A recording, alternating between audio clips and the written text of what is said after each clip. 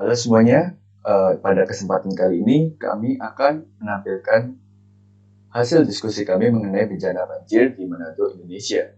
Kami dari kelompok 7, perkenalkan nama saya Michael Faiz Jaya, 150-18036. Perkenalkan, saya Habab Ahmad Faza, 150-18038.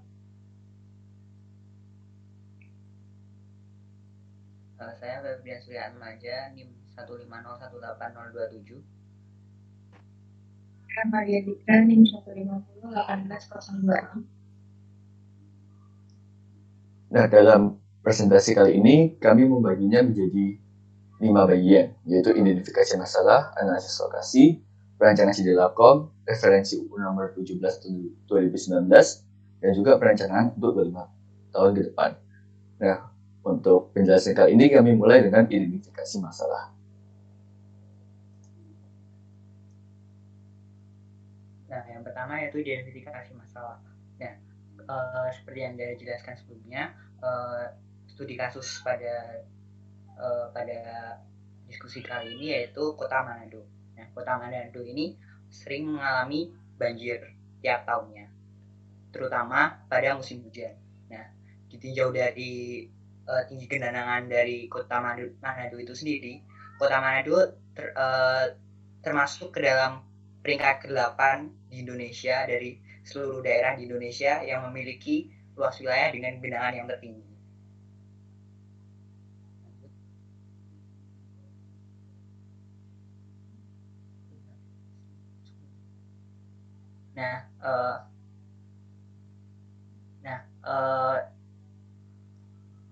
Yang selanjutnya yaitu sejarah dari banjir di Kota Manado. Nah, Kota Manado ini sudah mengalami banyak sekali banjir pada akhir-akhir ini. Dari tahun 2010 sudah tercatat 20 kali laporan dari banjir yang ada di Kota Manado. Nah, dalam slide ini kita akan membahas 3 banjir yang termasuk terbesar yang pernah terjadi di Kota Manado, yaitu pada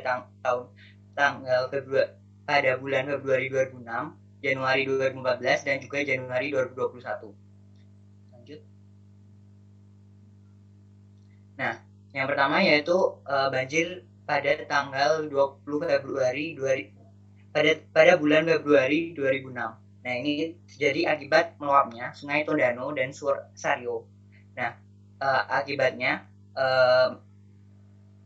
kerugian yang ditimbulkan akibat dari banjir ini yaitu 100 miliar dan juga korban jiwa sebanyak 26 jiwa. Nah, tinggi genangan pada banjir ini yaitu mencapai 2,5 meter. Nah,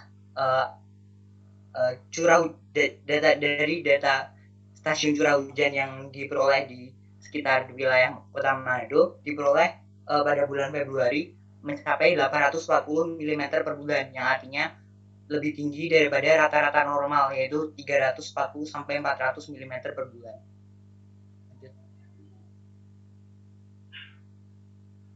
Nah, selanjutnya yaitu banjir yang terjadi pada bulan Januari 2015. Nah, pada banjir kali ini merupakan banjir yang terbesar selama kurun 13 tahun. Nah, penyebab dari banjir ini akibat intensitas hujan yang sangat besar, yaitu terjadi akibat terjadinya pusat tekanan rendah yang ada di Laut Sulawesi. Nah, akibatnya terjadi banjir bandang dengan kerugian sampai 1,8 triliun rupiah. Nah, selain itu banjir ini juga disebabkan oleh perubahan tata guna lahan di Manado yang mulai berubah pada awal tahun 2000 sampai tahun 2012. Nah, kondisi pada banjir ini juga diperparah dengan kondisi muka air laut yang pasang. Jadi air yang akan masuk ke laut menjadi lebih sulit. Nah, dari grafik juga bisa dilihat mulai terjadi peningkatan curah hujan pada tanggal 14 dan juga 15 Januari yang mencapai 200 mm, sekitar 200 mm per hari.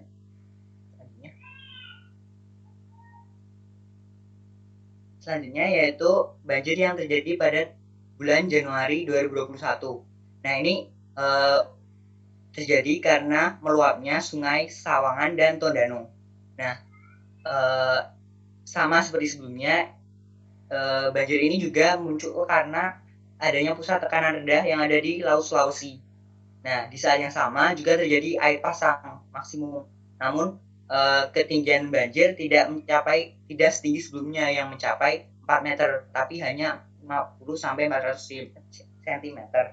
Nah, dari bencana banjir ini terdapat 8 kecamatan yang terdampak.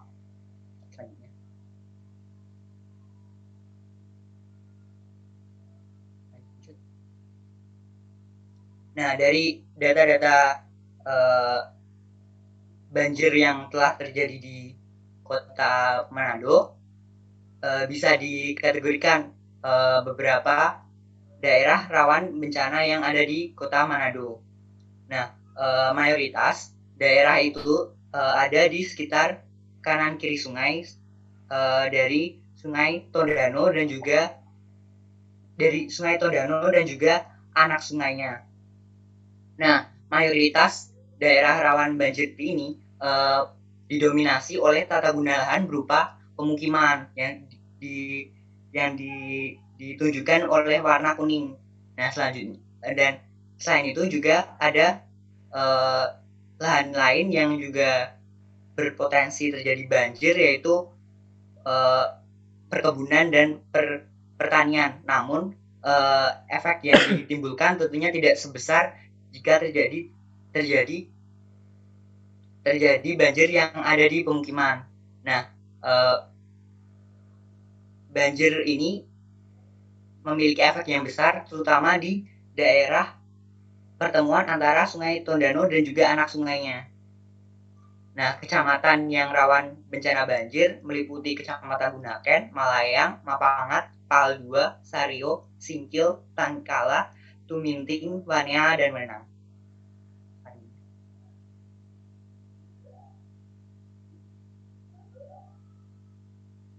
Nah, dari catatan banjir yang pernah terjadi di Kota Manado, Kota Manado ini terdapat 2 jenis banjir, yaitu banjir bandang juga banjir sungai. Nah, kenapa bisa terjadi 2 ini? Karena Kota Manado dikelilingi oleh perbukitan, sehingga memungkinkan terjadinya natural dam yang akhirnya membuat banjir bandang. Nah, sedangkan curah hujan di Kota Manado sendiri cukup tinggi, dan juga terdapat variabilitas musiman yang itu contohnya seperti SAO, AO, TBO, ENSO, dan itu bisa saja membuat terbentuknya banyak awan-awan konveksi yang ada di Kota Manado. Lanjut. Nah, banjir bandang itu sendiri merupakan banjir yang terjadi secara tiba-tiba dan hanya sesaat saja. Jadi, penyebabnya disebabkan oleh intensitas hujan yang tinggi atau terbentuknya natural dam pada bagian hulu. Nah, kenapa Kota Manado rawan terjadi banjir bandang? Karena das Tondano sendiri memiliki bentuk yang cukup lonjong, sehingga akan rawan terhadap banjir bandang.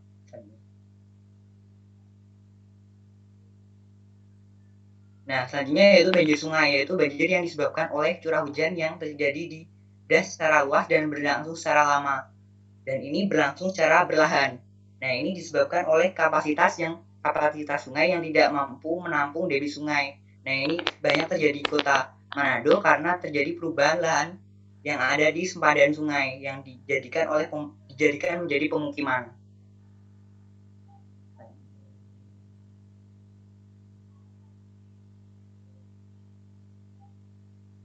Nah, selanjutnya adalah pembahasan mengenai analisis lokasi. Nah, atau bisa juga kondisi dalam hal ini, yaitu adalah di mana kita mengetahui bahwa peristiwa banjir menimpa Manado itu disebabkan oleh berbagai macam faktor. Nah, karena itu analisis kondisi ini perlu dilakukan untuk melihat apa saja yang bisa menjadi penyebabnya. Yang pertama-tama kita bisa melakukan tiga analisis pertama dulu, yaitu SWOT, TBB, dan juga UB, yang kemudian kita lanjutkan dengan analisis TISC untuk anggota dari kelompok kami. Kemudian yang pertama itu adalah analisis SWOT. Jadi SWOT ini merupakan teknik perencanaan strategis untuk mengevaluasi faktor-faktor yang berkaitan dengan suatu kegiatan atau peristiwa tertentu. Nah, dalam hal ini adalah terjadinya peristiwa banjir di mana tuh. Nah, SWOT sendiri itu merupakan akronim atau kepanjangan dari Strength, Weakness, Opportunities, and Threats. Nah, yang pertama adalah strength dari keadaan di Manado ini. Jadi yang pertama itu pemerintah Manado itu telah memiliki untuk periode pemerintahan 2016-2021, mereka memiliki misi untuk menciptakan kota yang taat kebencanaan. Nah, di sini kan sudah menunjukkan adanya usaha untuk menangani kebencanaan yang ada. Kemudian yang kedua, dari jumlah penduduknya, kota Manado memiliki peringkat 32 dari seluruh kota di Indonesia. Itu sesuai data pada tahun 2010. Selain itu juga dapat sumber dana dari pendapatan daerah dan juga dapat BPBD, yaitu Badan Penanggulangan Bencana Daerah. Nah, dari hal tersebut tentunya kejadian banjir ini seharusnya bisa ditangani. Nah, kemudian kita bisa melanjutkan dengan weakness-nya. Ya, weakness yang paling utama yang kami temukan itu masih terjadinya praktek-praktek korupsi di Manado. Nah, salah satu contohnya adalah korupsi dana bantuan banjir bandang pada tahun 2014. Nah, dari sini kita bisa lihat kalau misalnya dana bantuan untuk banjir saja dikorupsi, bagaimana cara menanganinya gitu. Nah, itu salah satu kelemahan yang utama. Dan sebenarnya bukan kelemahan utama di Manado aja, tapi juga di berbagai kota juga banyak jadi kejadian korupsi seperti ini. Nah, selanjutnya adalah opportunity. Jadi dalam hal opportunity itu kesempatan karena adanya atau peluang karena adanya banjir ini itu sebenarnya mendorong pengembangan teknologi konstruksi untuk penanganan banjir. Selain itu juga mendorong masyarakat untuk saling ancaman banjir sehingga senantiasa berusaha mencegah banjir dan tentunya tetap waspada terhadap keadaan yang ada. Seperti yang telah dijelaskan sebelumnya, kalau kondisi geografis dari Manado sendiri itu juga sering mendorong terjadinya hujan dengan intensitas tinggi dan sebagainya. Jadi dengan adanya berbagai kejadian banjir ini seharusnya bisa mendorong masyarakat untuk menjadi lebih sadar. Dan tentunya dengan adanya kejadian banjir ini bisa mendorong kerjasama atau pemerintah daerah. Misalnya karena ada banjir kiriman ataupun akibat banjir itu terus sampahnya jadi berpindah ke kota lain, itu juga terjadi karena banjir bandang ini. Jadi bisa bekerja sama untuk mengatasi permasalahan yang ada di kedepan hari, di masa yang akan datang.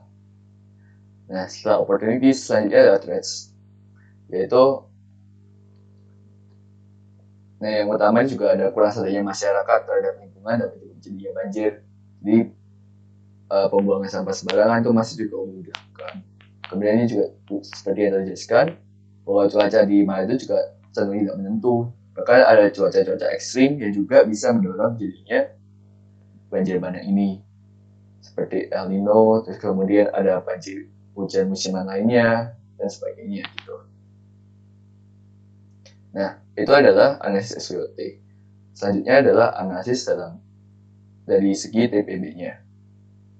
TPB sendiri merupakan teori of planned behavior. Ini merupakan teori psikologi yang menyatakan bahwa perilaku seseorang itu ditentukan oleh keinginan atau intention untuk melakukan atau tidak melakukan perilaku tersebut. Nah, TPB sendiri itu menyatakan bahwa perilaku tersebut itu dipengaruhi atau niatan tersebut dipengaruhi oleh 3 hal. Yaitu yang pertama adalah attitude toward behavior, kemudian subjective norm, sama perceived behavior control. Nah, yang pertama adalah attitude toward the behavior. Jadi sikap terhadap perilaku ini ditentukan oleh keyakinan subjektif mengenai perilaku dan sebagainya. Misal dalam hal banjir gitu misalnya, seseorang merasa bahwa menegur orang lain karena membuang sampah sembarangan itu aneh, sehingga ia tidak mau melakukannya. Nah, kalau misalnya seseorang udah memiliki keyakinan kalau misalnya tindakannya seperti itu aneh, padahal itu sebenarnya membantu agar tidak terjadi banjir dan lain sebagainya, ya tentu hal ini juga akan mendorong jadinya banjir dalam suatu daerah itu. Kemudian yang kedua itu adalah subjective norm. Itu perspektif yang dimiliki seseorang akibat pandangan banyak orang di lingkup kehidupannya. Misal dalam hal banjir, seseorang bisa memiliki perspektif bahwa membuang sampah ke sungai itu sudah biasa karena orang-orang sekitarnya sering melakukan itu. Dan misal karena dianggap praktis, jadi kalau misalnya kita ngelakuin misal membuang sampah sembarangan, itu mungkin dianggap kita cuma menghabiskan waktu, padahal dekat itu ada sungai. Misal tinggal di mana sungai, kita buang aja sampah di sungai, kan cepat gitu kan. Itu bisa menjadi subjective norm, dan tentunya ini juga bisa menjadi faktor dirinya perilaku masyarakat yang bisa menyebabkan banjir. Kemudian yang ketiga, kemudian selanjutnya adalah perceived behavioral control, yaitu persepsi mengenai mudah dan sulitnya untuk mewujudkan suatu perilaku tertentu. Ini ada kaitannya sama yang subjektif norm sebelumnya, yaitu kalau misalnya semakin banyak orang yang membuang sampah sembarangan, maka sebenarnya akan semakin mudah untuk melakukan perilaku yang sama tersebut. Nah, di sini sebenarnya salah satunya perlu edukasi sih dari mungkin dari pemerintah sekitar atau LSM untuk mengontrol hal ini agar tidak terjadi. Nah, setelah dalam analisis dalam TBB-nya, kita bisa lakukan yang terakhir adalah analisis OB-nya. OB ini merupakan organizational behavior, yaitu merupakan studi mengenai perilaku manusia dan kumpulan manusia dalam suatu organisasi. Nah, ini ada beberapa hal yang mempengaruhi organizational behavior. Nah, yang pertama adalah people-nya, atau orang-orang di dalamnya. Nah, dalam suatu organisasi, itu orang-orang membentuk suatu sistem sosial. Nah, seorang pemimpin organisasi harus mampu memahami orang-orang di dalamnya yang bisa saja berlatar belakang yang berbeda-beda. Nah, dalam hal ini, organisasinya itu bisa dalam bentuk pemerintahan dengan orang-orang di dalamnya adalah masyarakat. Maka dari itu, pemimpin dari masyarakat seperti gubernur dan lain sebagainya itu harus paham gitu permasalahannya apa yang ada dalam anggota-anggotanya, dan juga tahu bagaimana cara menghubungi satu sama lain. Kemudian yang kedua itu adalah dari strukturnya atau dari struktur organisasinya. Dalam suatu organisasi itu diperlukan suatu struktur agar adanya kejelasan mengenai hubungan antara otoritas dan koordinasi dapat terlaksana dengan baik. Nah, sebagai contoh, kalau di pemerintahan dan itu kan memiliki komponen-komponen yang bekerja di bidangnya masing-masing agar pemerintah dapat berjalan dengan baik. Nah, dalam hal ini, untuk penyelesaian bisa dalam keadaan banjir, itu tentu perlunya struktur yang jelas agar dapat mudah diketahui siapa yang bertanggung jawab, terus kemudian siapa yang bisa membantu dalam penanganan ini, dan lain sebagainya. Sehingga koordinasinya dapat terlaksana dengan baik, sehingga penanganan maupun pencegahan juga bisa berlaksana dengan baik. Kemudian yang ketiga adalah teknologi. Jadi teknologi ini menyediakan sumber daya yang akan membantu dalam pelaksanaan tugas-tugas dalam organisasi. Misalnya aja kalau sekarang udah ada perkembangan seperti big data dan lain sebagainya, jadi bisa kita gunakan untuk bisa memprediksi kapan terjadi suatu bencana atau bencana banjir. Kemudian bisa dilakukan analisis time series dan lain sebagainya. Jadi dengan menggunakan teknologi dan ilmu yang berkembang, kita bisa semakin membuat diri kita menjadi lebih safe gitu dalam suatu organisasi, seperti terkecuali dalam hal pemerintahan ini. Kemudian dari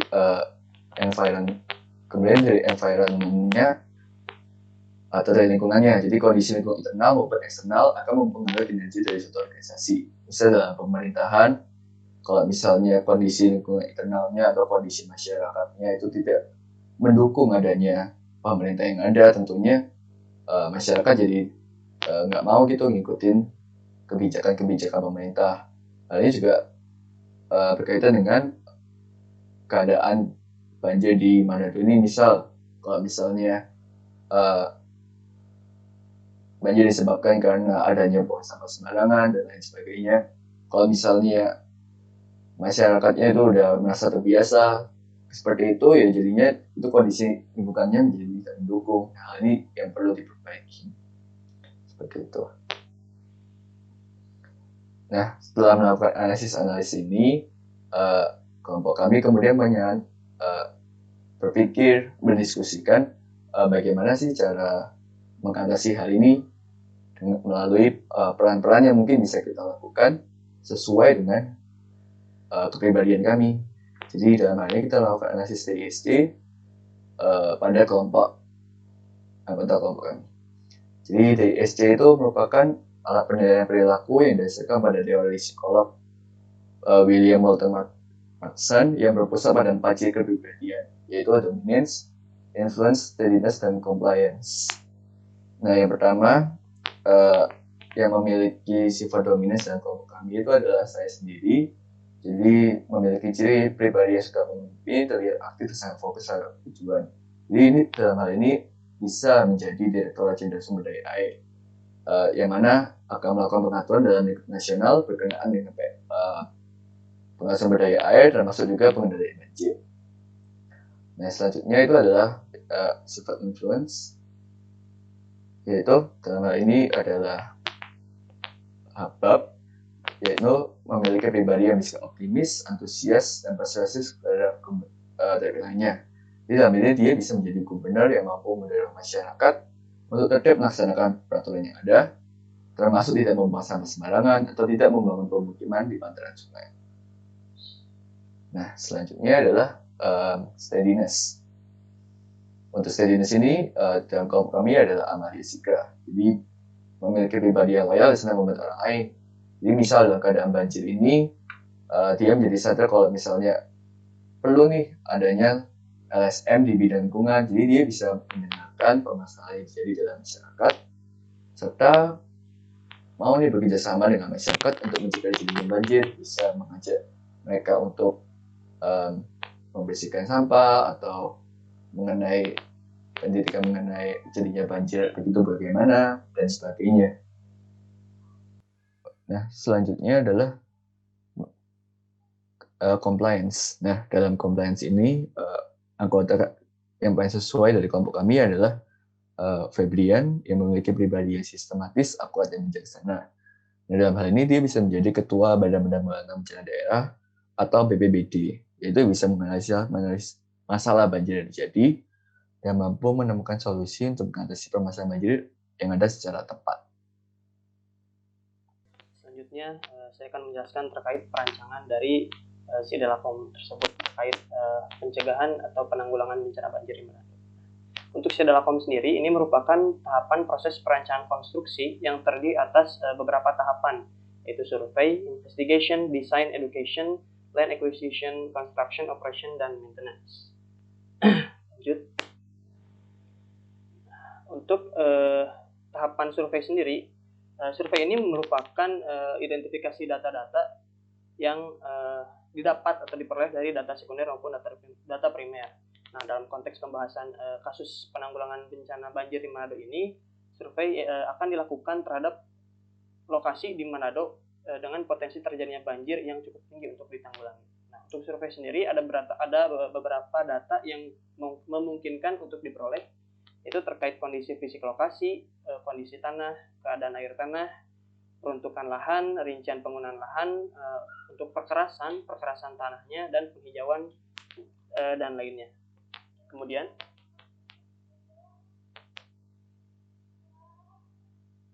untuk tahapan kedua, yaitu investigasi, merupakan tahapan dengan melakukan persiapan dan implementasi termasuk kelaikan teknis, finansial, dan lingkungan.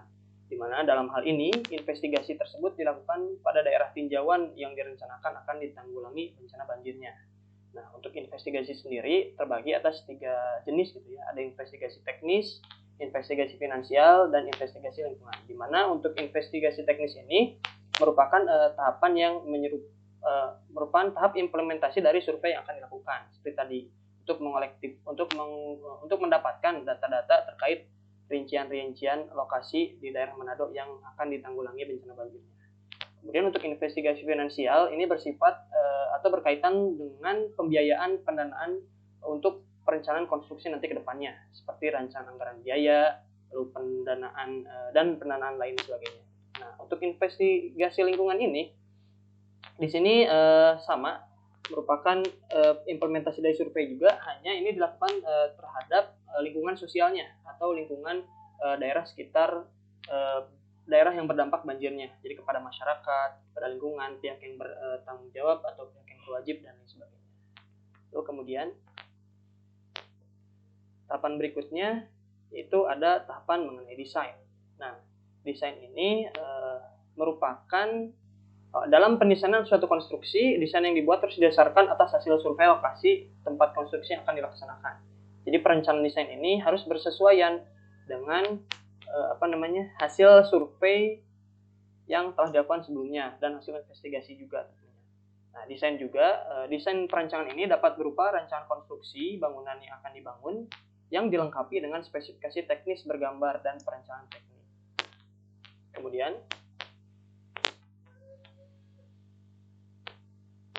Kemudian tahapan berikutnya itu edukasi. Nah, sebenarnya untuk tahapan edukasi tahapan edukasi ini merupakan tahapan baru yang masih diusulkan statusnya, di mana tujuannya ini untuk memberikan pencerdasan kepada warga ataupun masyarakat sekitar terkait proses konstruksi yang dilakukan, apa tujuan diadakannya konstruksi tersebut, serta apa keuntungan yang diberikan konstruksi tersebut terhadap masyarakat.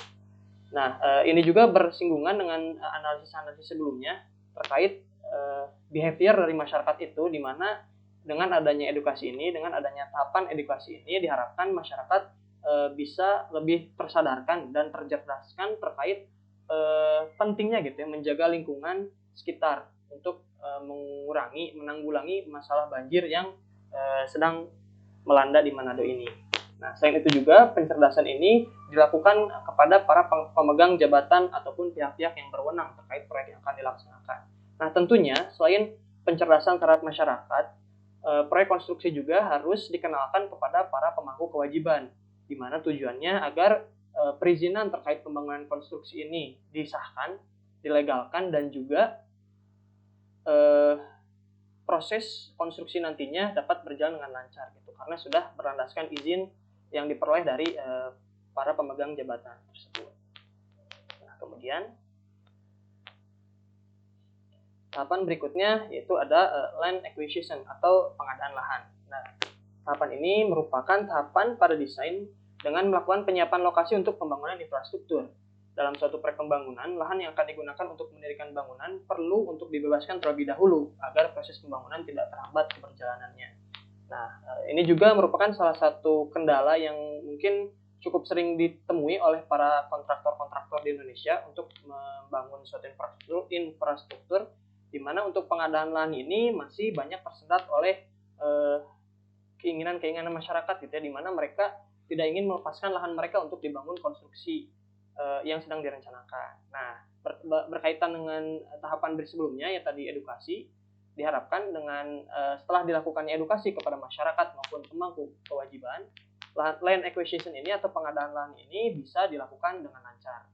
Nah, untuk pengadaan lahan ini ada beberapa pekerjaan yang dilakukan, yaitu seperti penetapan lokasi pembangunan, jadi konstruksinya akan dibangun di mana, lalu permohonan pengadaan tanah, di mana setelah kita tahu lokasi tertentu untuk pembangunan konstruksi tersebut, kita mengajukan permohonan terkait pengadaan lahannya, dan juga pemberian ganti rugi. Nah, ini mungkin yang cukup utama yang perlu disoroti, di mana pemberian ganti rugi ini perlu diberikan kepada masyarakat yang lahannya akan digunakan untuk membangun konstruksi yang direncanakan. Nah, mungkin sekilas saja terkait pembebasan lahan ini, pengadaan lahan ini, untuk pembiayaannya sudah diatur dalam undang-undang sendiri. Nah,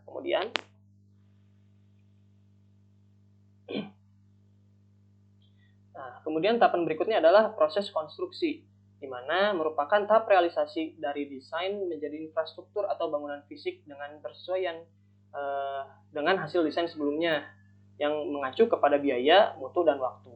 Di mana agar aspek biaya, mutu, dan waktu ini dapat terpenuhi secara maksimal, maka diperlukan manajemen konstruksi. Nah, pada konstruksi sendiri terbagi ke dalam 3 tahapan, yaitu pada saat tahap prakontrak, lalu kemudian ada tahap penanda tanganan kontrak, dan tahap pasca penanda tanganan kontrak. Itu maaf terpotong.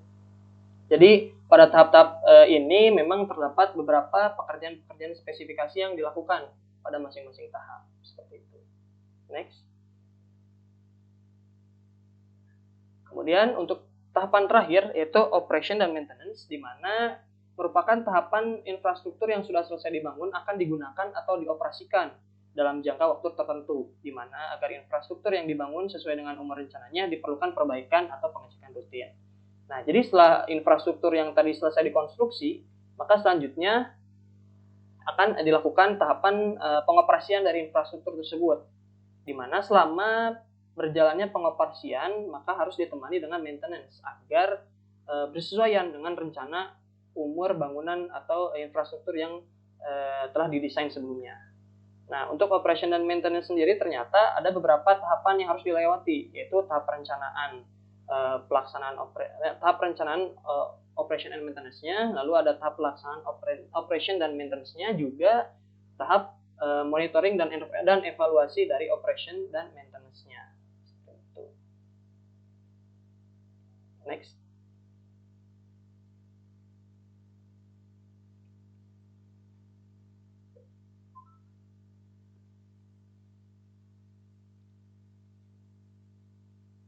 Nah, bagian yang selanjutnya yaitu referensi yang tercantum pada Undang-Undang Nomor 17 Tahun 2019 tentang sumber daya air. Nah, menurut pasal penjelas 35 ayat 3, banjir itu termasuk ke dalam salah satu daya rusak air, yaitu daya air yang merugikan kehidupan. Nah, dalam tubuh undang-undang ini terdapat 2 pasal yang menjadi dasar untuk pengendalian daya rusak air, yaitu pasal 35 dan 36. Yang pertama yaitu pasal 35. Nah, pasal 35 ini mengatur tentang pengendalian daya rusak air, yaitu upaya untuk mencegah, penanggulangan, dan pemulihan kerusakan kualitas lingkungan yang disebabkan oleh daya rusak air, dan salah satunya adalah banjir. Nah, upaya pencegahan ini ditujukan untuk mencegah terjadinya bencana akibat daya rusak air. Jadi pencegahan ini dilakukan sebelum terjadinya bencana dan dilakukan untuk mencegah terjadinya bencana itu sendiri. Yang selanjutnya yaitu upaya penanggulangan. Nah, upaya penanggulangan ini ditujukan untuk meringankan penderitaan akibat bencana melalui mitigasi bencana. Nah, ini sesuai dengan mitigasi bencana seperti pra bencana, pasca bencana, dan juga sebagainya. Nah, ini agar dampak yang diterima oleh masyarakat menjadi minim.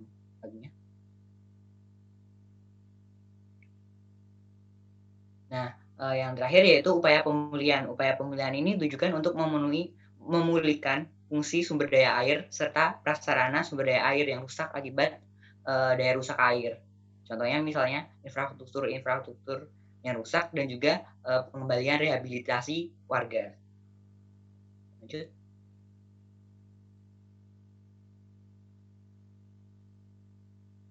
Nah, yang selanjutnya yaitu pasal 36. Pasal 36 ini lebih mengatur ke setiap orang dilarang melakukan kegiatan yang mengakibatkan terjadinya daya rusak air. Nah, orang yang melanggar ini akan dikenakan denda sesuai dengan peraturan pemerintahan yang berlaku.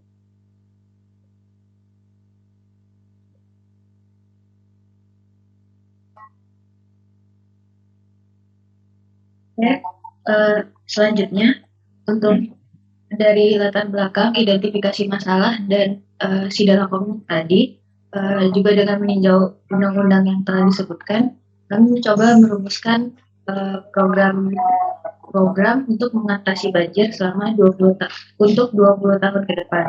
Nah, kita itu programnya disusun menggunakan integrated management. Jadi dari seluruh siklus yang menyebabkan banjir tadi, kita berusaha memotong siklusnya.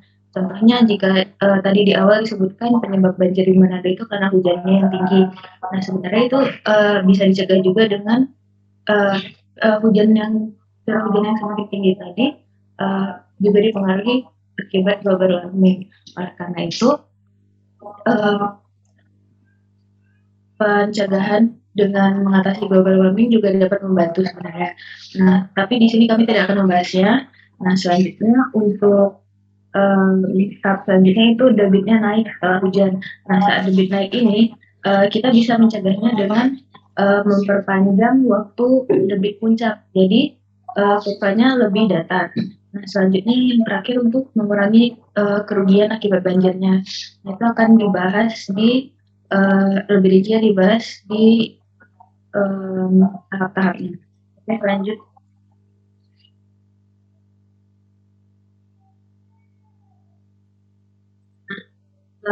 Ada tiga aspek yang bisa ditingkatkan agar untuk mencegah banjir ini. Yang pertama itu meningkatkan si kapasitas dari sungainya sendiri. Lanjut.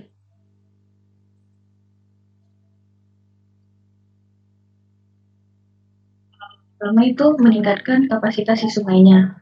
Biasanya sungai-sungai di Indonesia itu masih banyak yang kotor dan masih banyak yang tinggal di bantaran sungainya.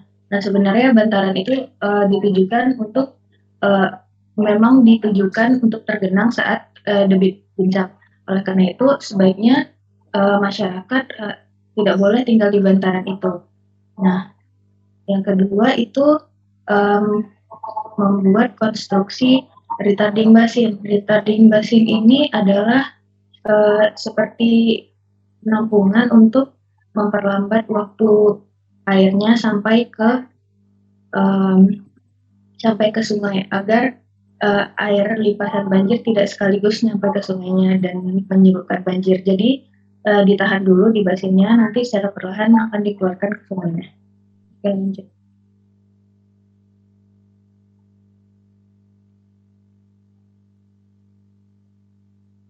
Selanjutnya basin bisa dari aspek basin, dari aspek untuk meningkatkan si basinnya atau dasnya. Itu yang pertama bisa menggunakan water retention untuk daerah water retention area. Lanjut. Nah, untuk area yang ditujukan sebagai water retention, kita itu bisa melakukan beberapa hal.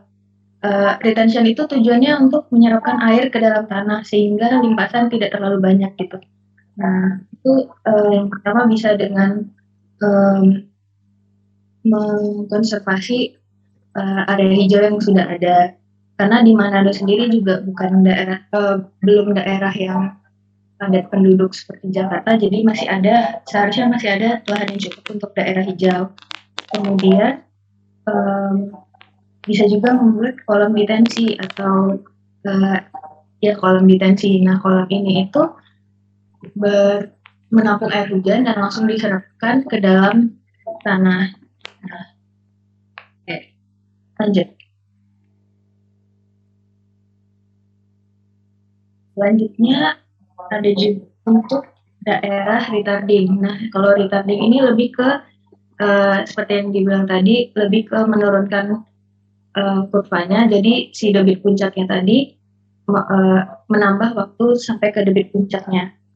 Nah, itu dapat dilakukan dengan membuat retarding basin. Kayak misalnya dasnya dikelilingi tanggul gitu. Nah, akhirnya bakal terkumpul di situ terlebih dahulu sebelum dialirkan perlahan ke sungainya. Atau bisa juga dengan membantu membuat diversion kanal atau saluran diversi gitu. Jadi kayak dari sungai utama yang yang banjir tadi akan dibikin saluran ke sungai di das sebelahnya atau di das lain. Jadi si air sungai tadi tidak menumpuk di satu das dan tidak menyebabkan banjir. Nah, kemudian bisa juga dengan membuat detention tank. Nah, detention tank ini detention tank ini adalah tangki yang dapat menampung air hujan. Biasanya bisa juga dibuat di underground seperti di Singapura. Nah, si detention tank ini akan menampung banyak air hujan yang berlebih tadi, kemudian akan mengeluarkannya secara perlahan ke sungai agar tidak banjir. Oke, lanjut.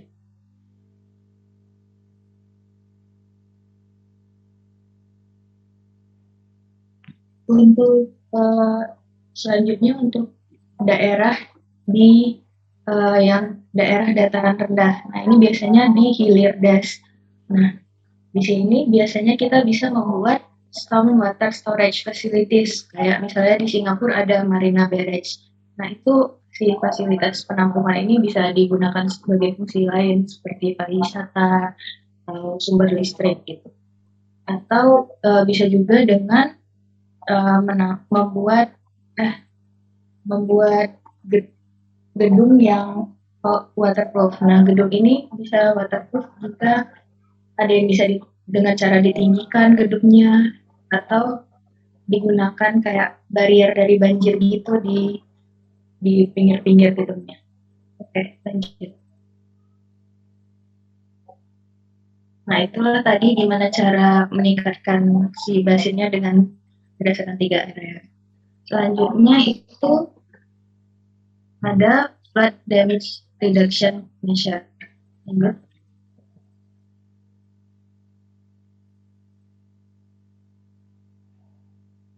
Nah, ini itu cara untuk mengurangi kerugian dari banjirnya. Nah, yang pertama itu merupakan hasil kerjasama dari pemerintah daerah, BNPB, dan BMKG untuk misalnya menciptakan sistem peringatan yang tanggap banjir. Jadi masyarakat bisa tahu terlebih dahulu dan bisa evakuasi terlebih dahulu. Nah, prosedur evakuasinya juga harus diciptakan dan disosialisasikan ke masyarakatnya. Kemudian si BMKG-nya bisa mendeteksi terlebih dahulu jika ada curah hujan yang berpotensi menyebabkan banjir.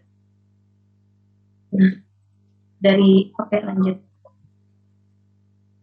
Sebenarnya dari seluruh solusi di atas tidak harus dibangun semuanya fasilitasnya. Nah, ini tadi berdasarkan survei yang diisi di Lampung dan analisis itu jika memang tidak visible untuk dibangun semua, mungkin bisa dibangun yang paling mana yang paling efektif untuk dibangun dan memungkinkan gitu lahannya untuk dibangun. Selanjutnya, selain 3 cara di atas itu juga penting untuk edukasi. Nah, edukasi ini sendiri seperti yang sudah disebutkan di Sidelakom, karena ini programnya untuk 25 tahun, mungkin edukasinya sepanjang 25 tahun itu harus tetap dilaksanakan karena agar masyarakat sadar gitu pentingnya penanganan dan pencegahan banjir ini. Jadi gimana cara mendukung program-program yang sudah disusun tadi, gimana merawat fasilitasnya, gimana mendukung programnya tadi lah. Nah, itu tuh misalnya kayak mungkin dari LSM-nya bisa juga membuat aktivitas seperti membersihkan sampah seperti. Nah, atau juga bisa mensosialisasikan masyarakat. Setelah disosialisasikan tadi, si masyarakat itu jadi mengerti kenapa nggak boleh tinggal di bantaran sungai misalnya. Atau untuk yang pembebasan lahan tadi kan susah. Nah, setelah diberi sosialisasi mungkin lebih mengerti dan mau lebih mudah lah proses pembebasan lahan diharapkan.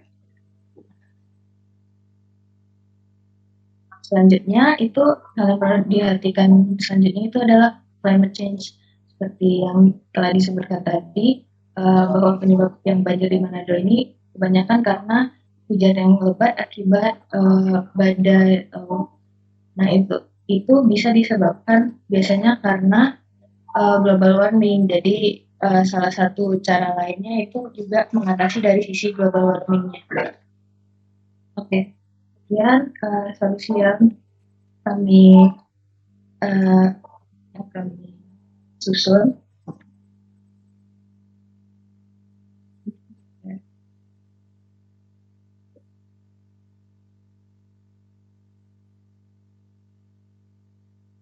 Terima kasih atas perhatiannya. Demikian adalah hasil dari diskusi kami.